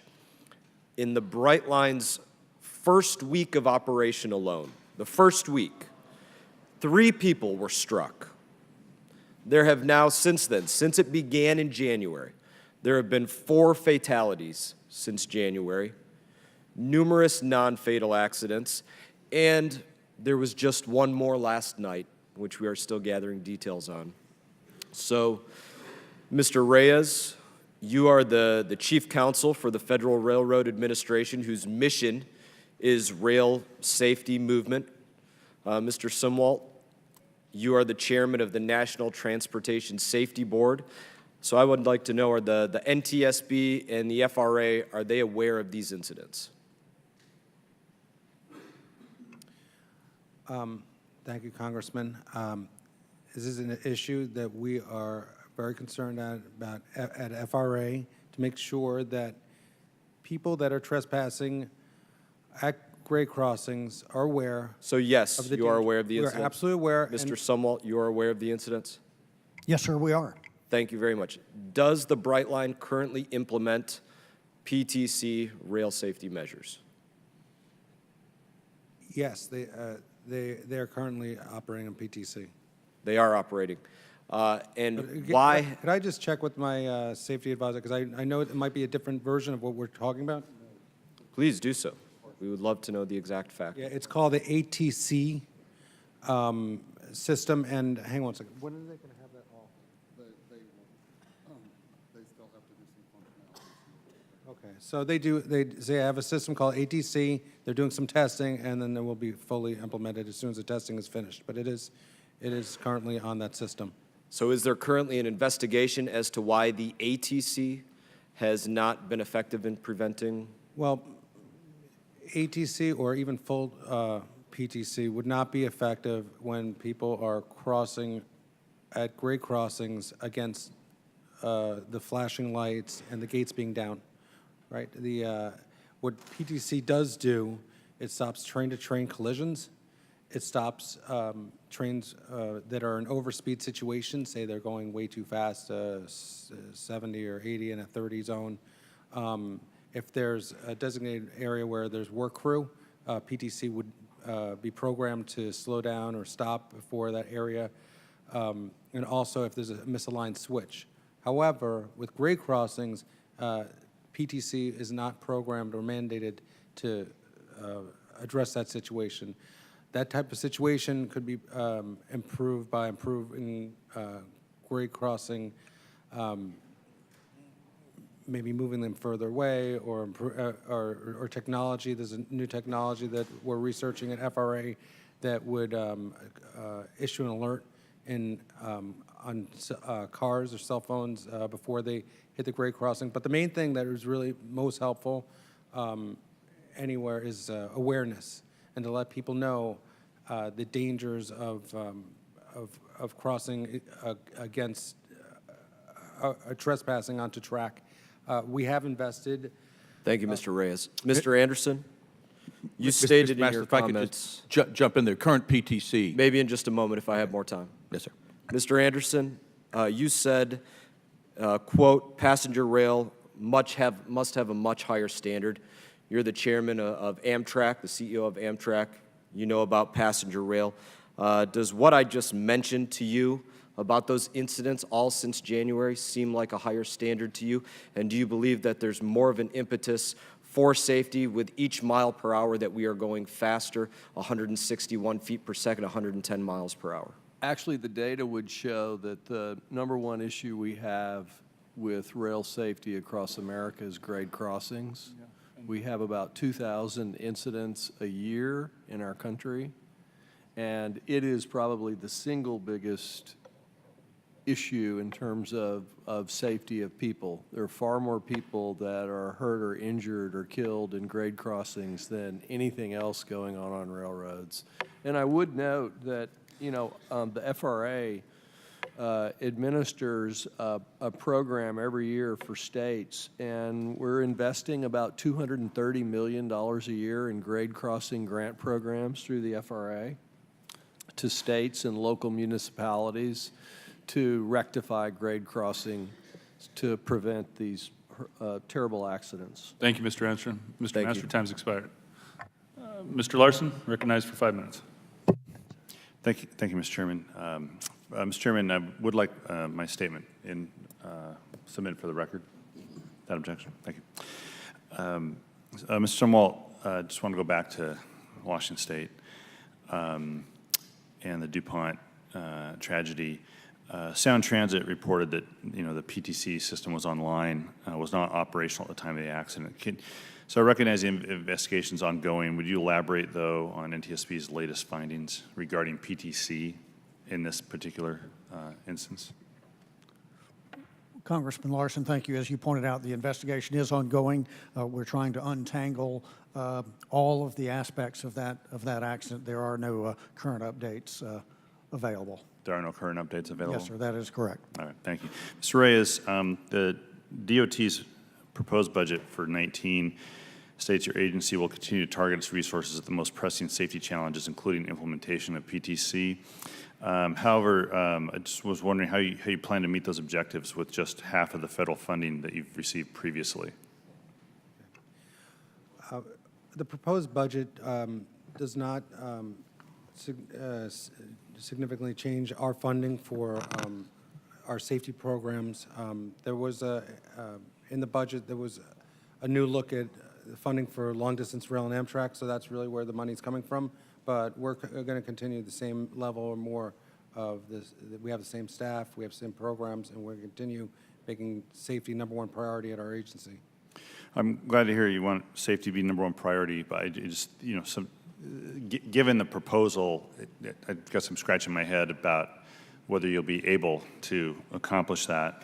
And Mr. Anderson, you notified our state's Department of Transportation, Washington State, of your immediate mid and long-term initiatives underway to ensure a safety corridor of operations in the Amtrak Cascades corridor. How would the administration's proposed 19 budget impact your ability to execute those measures? Well, we haven't done an analysis specifically, but to be candid, if you take the normal Amtrak grant of about 1.4 to 1.7 billion, which is authorized under the FAST Act, and you cut it by about $1 billion, it's tough. Now, we're not going to do anything unsafe. We'll just stop operating. But the company has a challenge as a going concern if that happens. Yeah, I suppose it'd be you'd have a 100% safety record if you didn't have to operate at all.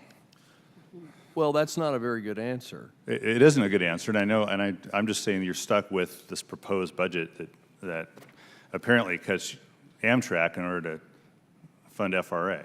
Well, one, I don't want you to think we would do anything unsafe as a result of that. I mean, in the airline industry, we went through bankruptcy and a lot of things, but we never ever compromised safety, and we won't. But the bottom line is the proposed budget makes Amtrak viability very difficult going forward. We're going to file our grant request tomorrow and ask for the full FAST Act funding, and Congress has been very supportive of Amtrak, for which we are very appreciative. Yeah, thanks. Mr. Reyes, on January 10th, I joined several members of Congress in sending a letter to Secretary Chao on requesting the status of Amtrak's action plan submission, and we have yet to receive a response from the Secretary. Do you have a status of the Department's review? I'd be more than happy to check with my staff to see what the status is of Amtrak's review. So please allow me time to get back to you. That's fine. Thank you. Mr. Tolman, could you describe the role that your members are playing in the NTSB investigation and the Amtrak Cascades 501 tragedy? I'd be just interested to hear how you guys play out that role.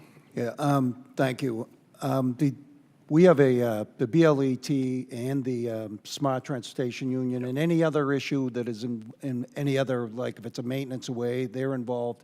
Signal, if it's a signal accident, they're involved. But we work side by side with the NTSB and have been doing that for over 20 years. And we are party. We have a complete party status to the investigation, and our duty is to try to find out what happened and how to fix it. Yeah, thank you. And prevent it. And prevent it. Thank you. Thank you. My time's almost up, and Mr. Chairman, I just would like to note I'll be submitting some QFRs as well, and yield back. Thank you.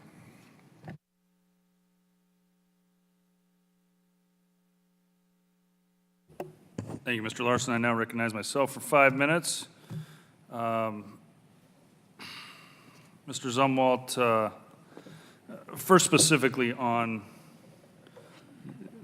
the end-of-the-year deadline that we have before us. I've heard from railroads across the entire country about the relationship between the host and tenant railroads and how they'll be treated at the end of the year. In some cases, my district, for example, we have in the Valley ACE train, as well as Amtrak on the San Joaquins, both run on both the UP line and Caltrain track. And in some cases across the entire country, you're going to have the host that's fully implemented with PTC, but the tenant railroad not, or vice versa. So in those cases, how is FRA going to treat those cases? I'm sorry, Mr. Reyes, how is FRA going to treat those cases at the end of the year when it comes to fines or extensions, if they apply? Okay, thank you for your question, Congressman. At this point, we have met with 41 railroads in the past 45 days at the express instruction of Secretary Chao. We're working with every single railroad so that they can meet all of the requirements for the December 31st, 2018 deadline. They need to install 100% of their hardware, purchase all their spectrum, do employee training, as well as have revenue service demonstration. We're not ready to give up on any railroad at this time. We're going to work with them by providing them frequent technical assistance. We're going to ask members here. I understand the company line. I get it. We all want to have them fully up and implemented. This is a great technology, but as we've seen, there are some that have put PTC in place very quickly. They've done the expense. So there are others that haven't even started. So if they haven't even started to this point, we are well aware that there are some that will never get there by the end of the year. And the question is, are we going to penalize the host who may be fully implemented or the tenant in either one of those cases or vice versa, depending on who's ready and who's not? Who do we fine and who do we get extensions to? Congressman, we're ready to use anything that we can to push these railroads to comply with the December 31st deadline. We're meeting with them. We're giving them technical advice. We're going to do everything possible. We're not ready to give up on them. No one has come in and asked for an extension. They've all And that's the problem. I think that's the problem both the ranking member and I have, is that we are well aware of some that are far behind or not even started, and they've not asked for an extension, nor have they asked for grants. They're only waiting to see the deadline get there. So let me ask you this, Mr. Reyes. What are FRA's plans and schedule to provide guidance for host and tenant railroads? When will we have your guidance out for them? Well, right now, all of the railroads are required to submit their plans for implementation of PTC. We will be reviewing those plans, and if we have comments on them, we will issue comments on the plans that they submit. Thank you.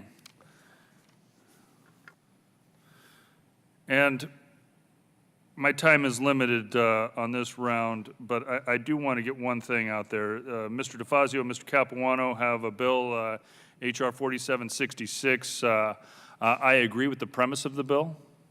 I agree that the final deadline should be 2018. This has gone on for 10 years now.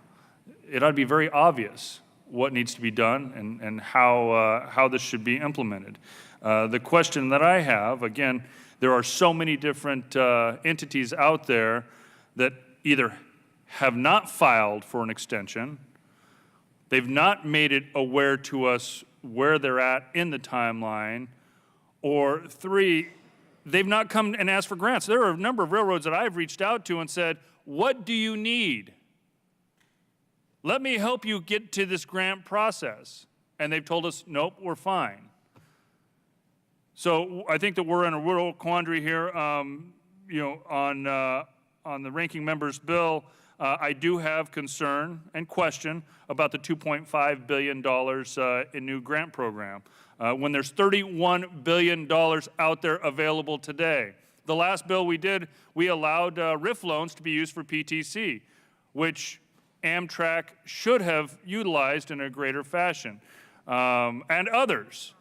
There are a lot of opportunities out there for grant programs that should be utilized, and some that have utilized grant programs but failed to implement.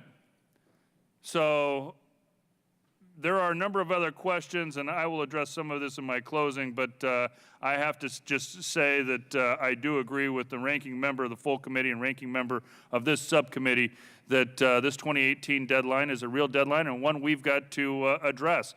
Safety is first in all of our transportation. But as of late, there's been way too many accidents, and we can do better. I yield back. I now recognize Mr. Capuano for 5 minutes. Wow. And people thought bipartisanship was dead. It's not. This is a classic example. Chairman and I have talked many times about this. We're on the same page. We're trying to be reasonable. That's why the extension went to 2018. Unreasonable people would have said, well, 2015, which was impossible. But 2018 is real. And I will tell you, there is not a single person on this side of the table that's going to sit here and quietly just accept the next accident after that deadline. The blame for that will be laid on the people who deserve the blame, people who are not doing their job. Mr. Sumwalt, I want to publicly thank you and your agency for keeping the fire on this issue for so many years. I know it's not pleasant. I know you don't enjoy it. I know there are other things you'd like to get to, and I just want to express our appreciation. The NTSB has been, in my opinion, one of the best agencies we have. You do a great job on every aspect, and this kind of a thing, doing it professionally and consistently, is really, I think, really been helpful. I do want to specifically talk about interoperability. I get it, but I have an iPhone. My wife has a Samsung. We can still talk to each other. We can see each other if we want to. Interoperability may not be easy for a person like me who can barely turn this thing on, but there are plenty of 15-year-old kids in this country who can do whatever it's needed to get it interoperable. So, though I'm sure it's a bump in the road as a small one. Mr. Reyes, I'd like to ask the FRA, when it comes to interoperability, I really appreciate the fact the FRA is sticking to the guns at the moment I appreciate the money that you put out there to try to help people do this. I assume there will be more if necessary. But at the same time, I also see the FRA as having a particularly important role in requiring certain interoperability. You can't just say, do it, here's the money, and go ahead. Somebody has to be responsible to make sure that one system talks to another. And my hope is that the FRA, my expectation is the FRA is that agency, and I'm hoping that that's your role. Well, absolutely. We oversee the railroads, and one of the requirements of full implementation is interoperability.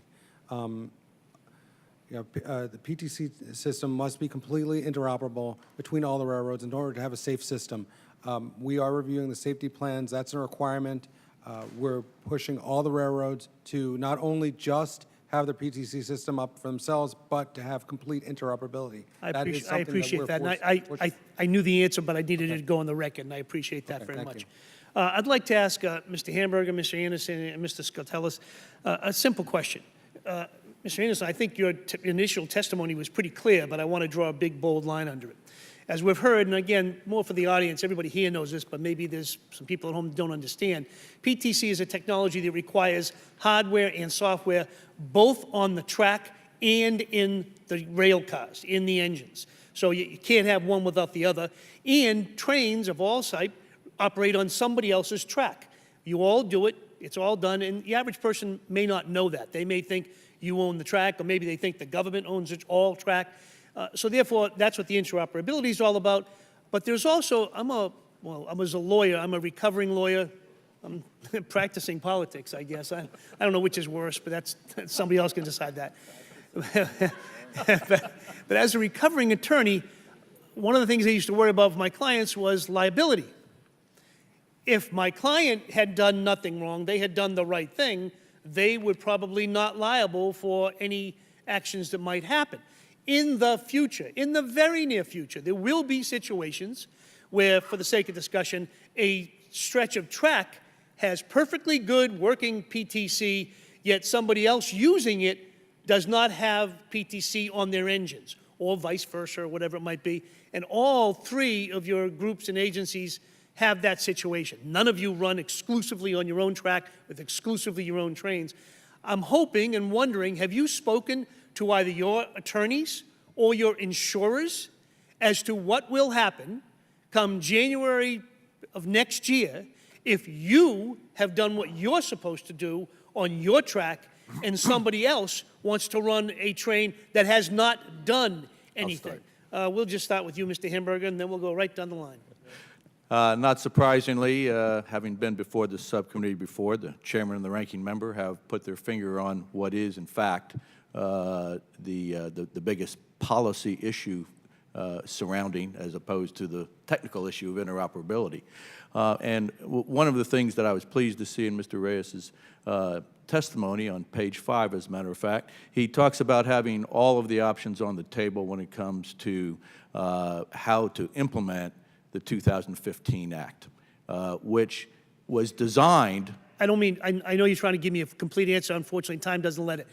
Will you allow other people to use your tracks if you have done your job and they have not? The answer is somewhat buried in the question of what the FRA is going to say in response to the chairman's question of what will the guidance be coming out of FRA if our members feel that they can continue. If PTC isn't there, we don't have PTC today, it's still a safe operation. We're a safe operation without PTC. I get that. So the question then is, from a legal liability standpoint, for the lawyers to take a look at it, but the policy question is, can you shut down commerce? Can you shut down I don't mean to be 2 million disrespectful, people a but day it's not a policy operating? question.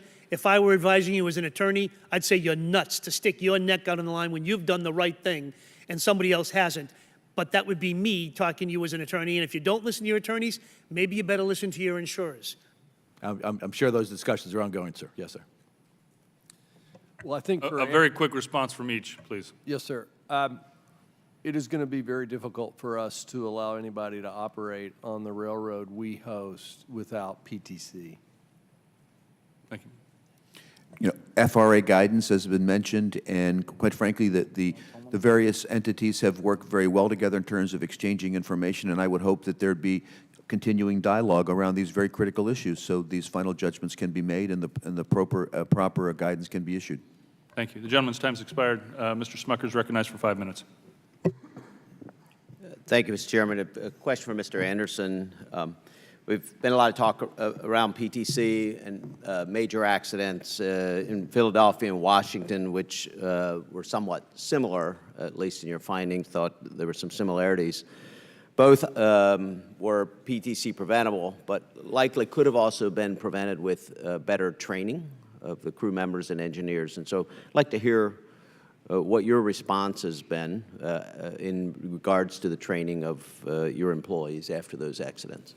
Very good point. I mean, I do have to emphasize that while training and professionalism are very important, you really do have to have fail-safe systems like PTC. We learned that in aviation because when you leave it to a single person to remember everything about a route, no matter how well qualified, sometimes you're going to have human error. With that said, we are standing up an aviation SMS system today at Amtrak and making whatever investments are necessary in standards, training. We need to move to full simulation instead of training people out on the railroad to move to the aviation model and to basically operate the way an airline operates with a standardized quality assurance training and standards organization. A lot of progress has been made since 188. A lot of investment has been made in centralized training and bringing the right resources on board, but we obviously owe you and owe our customers a much better result. Thank you. Then another question for you, Mr. Anderson. I'd like to understand the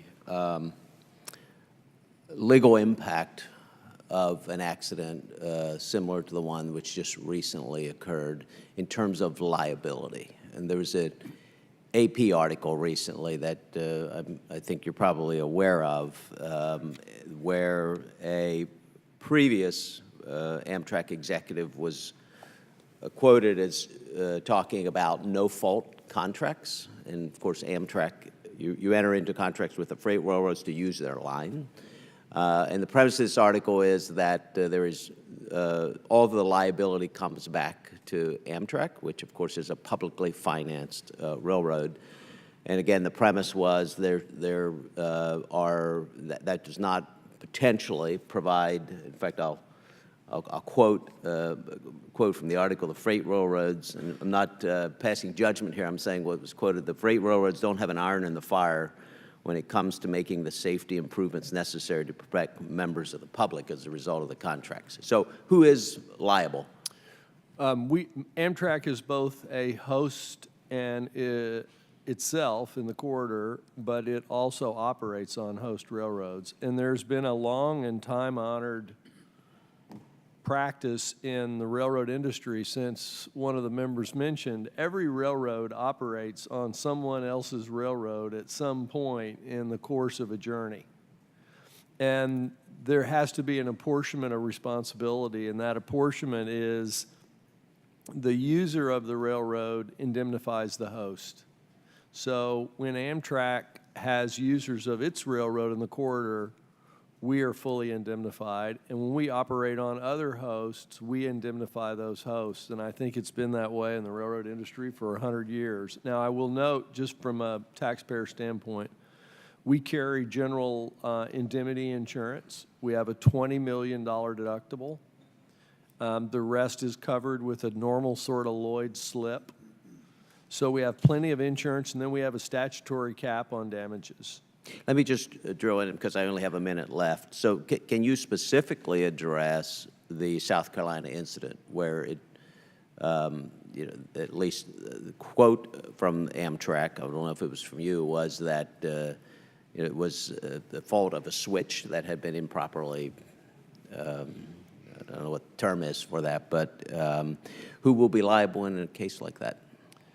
I would have to check and get back to you on the agreements, but essentially, we will be responsible for everyone on the train and our train. So we will be responsible for all of the Amtrak-related train passengers and employees, and the host railroad will be responsible for theirs. But I have to defer to Bob on the cause of the... And I'm sorry, I'm out of time. Is Okay. this something that you would be willing to provide some additional written Sure. information to, perhaps to the chair of the committee? I'd be interested in I no longer learning have more a about valid this. law license, so I should do it in writing. Yeah, thank you. Thank you, Mr. Smucker. Now recognize Ms. Napolitano for 5 minutes. Thank you, Chairman Denham and Ranking Member Capuano, and thank you for holding the hearing. I'm proud to be back on this subcommittee, and I'm glad that my first hearing is back on this important issue of positive train control, one of my favorite things. My district is home to major freight and railroad of Union Pacific and BNSF, long-distance passenger rail of Amtrak, and the busiest corridor on Metrolink's commuter rail system. In many instances, these railroads operate on the same track. Metrolink is 100% PTC implemented on their rights-of-way in Southern California, and I hope their freight partners and Amtrak will be fully interoperable by the deadline. But my first question is to Mr. Hamburg. What is the status of BNSF and Union Pacific's implementation of PTC in Southern California, and will your companies have full implementation in Southern California by the deadline? Thank you, Congresswoman, and great to have you back on the subcommittee. The BNSF and Union Pacific are, in fact, fully implemented on their own lines in Southern California. BNSF has completed its interoperability testing with Metrolink, and they are operating today under PTC. Union Pacific is in interoperability testing with Metrolink as we speak, and hope to complete that and then move to PTC operation certainly by the end of the year, hopefully before that. And UP and BNSF are in interoperability testing between themselves in Southern California as well, and hope to have that completed. As for Amtrak, I don't know where they are. Amtrak will be in compliance by year end. Great. And we actually provide the T&E crews on Metrolink. Well, the next question is for Mr. Anderson. What is the status of Amtrak's implementation of PTC on all corridors that you operate on in Southern California? Excuse me. Will you have full implementation in Southern California on all rights of way that you use by the deadline? If not, what is the schedule for implementation there? We will be fully implemented by the deadline. For sure. Yes. Okay, Mr. Anderson. Excuse me, you have repeatedly said that you will not allow a non-PTC train to operate on your right-of-way. The concern in Southern California is that Amtrak will not be in compliance on local freight and freight right-of-way. How are you addressing this concern? Could you repeat the question? You have said that you will not allow a non-PTC train to operate on your right-of-way. The concern is that Amtrak will not be in compliance on local and freight right-of-way. No, our plan is the same answer as your earlier question. We will be in compliance by the deadline. You will be. Yes. Question for Mr. Tolman. I have a concern with the long trains, Mr. Tolman, and the ability of the trains to stop effectively. Will this affect long trains in any way? You know, it's a great question because it's a concern that continues to increase. Trains now are average somewhere around 2 to 3 miles. The longer the train, the more difficult it is to control. You know, God forbid we, as one of the congressmen mentioned about public grade crossings, if something goes wrong at a public grade crossing, which there are thousands every year, an average of 3 deaths every day in the United States. That all comes into play. If a 2 or 3 mile train is involved in a collision with a automobile or whatever, it's going to delay anybody that wants to get through a public crossing.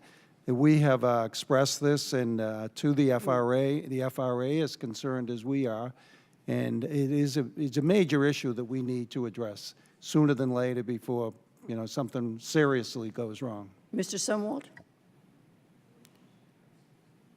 The issue of the length of the train and safety with the PTC. Yes, ma'am. We do not have a position on the length of trains. Are you considering looking at it? No, ma'am. We investigate accidents. If we find that a problem results as a result of one of our accidents, then we will address it. Actually, FRAs, we're concerned about this issue. Currently, GAO is studying this issue, and we're awaiting their results. So we are watching this issue. This is actually not an issue that directly relates to PTC. Indirectly? Directly. It's more of a block grade crossing type of issue. Well, would you advise this committee of any of the findings so that we may have the information? It would be my pleasure. Thank you, Mr. Chair.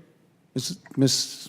Napolitano, if I may, there is no regulation currently on the size, the length of a train, and there needs to be. That would address the issue. Since we're extending this discussion, let me jump in here. The fact of the matter is there are no data on the relationship between safety and length of train. Your question, how does it interact with PTC, that would go back to the issue of what is a braking algorithm. And that is taken into account whether it is a short passenger train, a fully loaded grain train, or a longer freight train. So there is no impact on the ability of that train to stop before it runs the red light, no matter how long it is. Thank you. Gentleman yields back. I would also just point out, so unlike Mr. Tolman to get his facts wrong, there are not 3 deaths a day at grade crossings. There are 300 grade crossing deaths a year, which is 300 too many. Unfortunately, the biggest safety problem we have is what we call trespassers, but it is people who are cutting across to get to their favorite fishing hole, or just are not even at the grade crossing. And our studies with the American Suicidology Association indicate that as many as 40 to 50% of those are suicides. But it is a combination challenge of not just grade crossings, but grade crossings and what we call trespassing deaths. Thank you, Mr. Hamburger. Votes have been called. If there are members that have questions or comments to submit for the record, we would recognize those at this time. Mr. Babin. Yes, sir, Mr. Chairman. Thank you very much. I know votes have been called. My questions were regarding this cybersecurity issues in regards to positive train control. And there is an article that was published last November in the Wall Street Journal entitled "Surveillance Cameras Made by China Are Hanging All Over the United States." And I ask unanimous consent, Mr. Chairman, to enter this said article into the record. Would that be a question for the record? Without objection. I'd sure like to be able to respond to that in writing for the record, if that's okay. Absolutely. Are you familiar with that? Yeah, I am familiar with cybersecurity and PTC. Yes, sir. Okay. Well, these cameras hang. If you've ever read this article here, it's quite chilling. And we do have our security standards that we review in the plan, so we'd be happy to respond to that as well at FRA. Okay, that'd be great. Thank you. Thank you, Mr. Thank you, Mr. Babin. Question submitted for the record. Mr. Maloney is recognized. Thank you, Mr. Chairman, and I particularly appreciate the reference you made earlier to the Commuter Rail Passenger Safety Act, which makes clear that RIF funding, $30 billion of it is available to commuter railroads. So my question is, Mr. Reyes, did you say earlier that New Jersey Transit's going to meet the 2018 deadline? We've met with New Jersey Transit, as we have met with all the other commuter railroads in the country. We were informed by New Jersey Transit that they believe they can meet the December 31st, 2018 deadline. However, you mean the condition for extending that deadline or the deadline? No, the deadline that is required. Have they accessed the RIF financing? I don't believe they have they? I'm sorry. Has New Jersey Transit accessed any Railroad Rehabilitation Improvement Fund financing to accomplish PTC implementation? And if not, how they going to do it? I believe New Jersey Transit has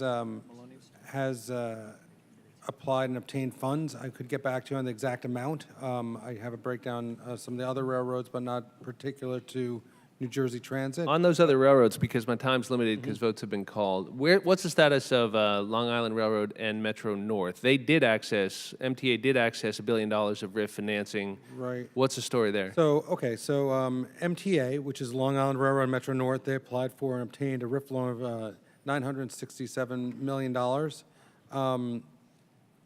They are working diligently on, and they did come in also as New Jersey Transit came in. They have not stated that they have not asked for any extension. The railroads, especially commuters, we're having them come back in, even though we saw them in the first place because we're working with them every month. I mean, sometimes we have 2 and 3 railroads come in a day for hours of for meetings of 2 hours or more, and we're trying to push them to. Mr. Reyes, are they going to meet the deadline or not? This is February of 2018. Right now, they've presented a plan that they say they will be able to make the deadline. Do you believe that plan? I'm working with them. I'm not willing to give up on any railroad, and we'll push them to meet the deadlines. You're not willing to give up on them? Does that mean you think they're going to meet the deadline or not? All the railroads that have come in to meet with us have told us they're looking to meet the deadline. We're going to work with them and do everything possible. Next time you have one of those meetings, you should mention the name Jimmy Lovell, who's the guy who got killed in Spite and Dival on December 1st, 2013. He got on the train in Cold Spring, New York that morning to go work on the lighting at the Rockefeller Center Christmas tree. I know that because his wife works for me for years. His kids, Jack and Hudson and Finn, go to school with my kids. He doesn't come home anymore because that preventable accident happened that day. And that was 4.5 years ago, and we're 10 years into this, and we've provided the financing. That's why we take this seriously, because we represent people who are losing their lives. 300 deaths in the last few decades, right? 6,800 injuries. And so, sir, it's your job to make sure these railroads meet these deadlines. We have provided the financing. We have provided grants.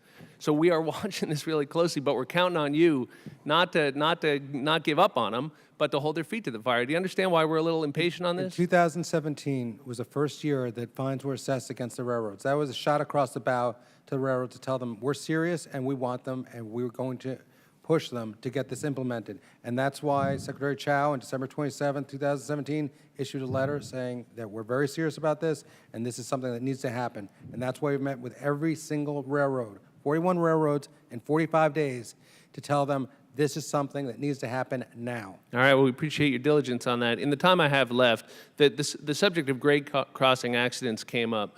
It's particularly interesting to me that we don't use, that there's no conversation of motion-activated cameras or sensors at grade crossings, particularly in the conversation of PTC. As important as PTC is, right, it's not going to do anything about a grade crossing accident if there's an object in the train. My Republican colleagues went through a horrific accident just a few days ago, an example of where you got a vehicle on the tracks.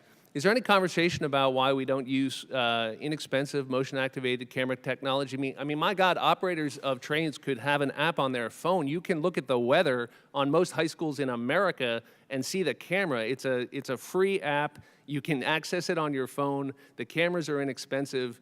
Why on earth wouldn't we, maybe in conjunction with weather stations, have simple digital camera technology, maybe linked to motion detection, which, by the way, you can put in your home for $100, or a Ring, doorbell? Why wouldn't we give operators the ability to on their own phones access that video as a way to see what's ahead of them on the track so they can stop in time? Has anybody talked about that? Maybe Mr. Skoutelis? I'd ask for a quick response. Sorry. I've not heard that discussion at all. I mean, the typical protection is a four-way crossing gates to try to avert that kind of damage and accident. But what you're describing, no, I'm not familiar with that. Thank you, Mr. Chairman. Thank you, Mr. Maloney. Obviously, there are a number of other questions left on both sides of the aisle on this. As you can see, there's a great deal of frustration about the current implementation, as well as, I would say the thing that's more concerning is not just where we're at on implementing, but the question arises on where each different host, as well as each different tenant, Rail is on their requests. If you have a timeline, we want to see that timeline. If you have questions or concerns or impediments, we want to know what those are. If you've not received funding, maybe you should request funding. But certainly ignoring a congressional mandate again won't be tolerated by either side of the aisle.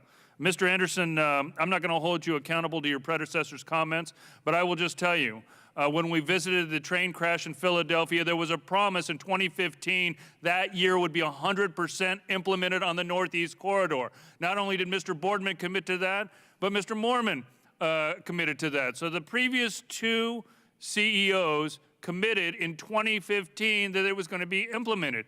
Today, in 2018, it is still not 100% compliant.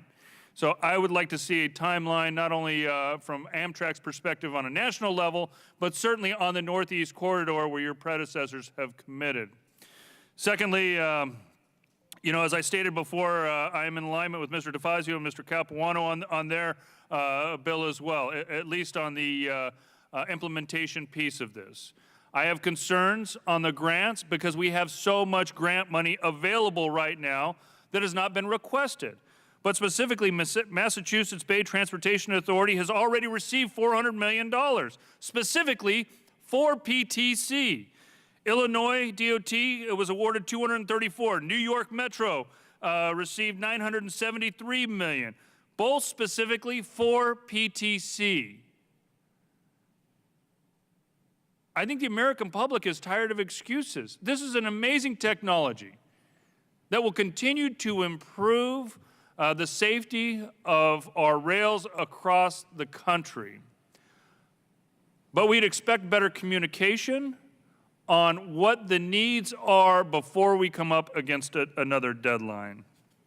Let me just say in closing, you know, our hearing today focused on the implementation of positive train control across the entire United States. It's an important issue, life-saving technology, and we understand that it is very complex.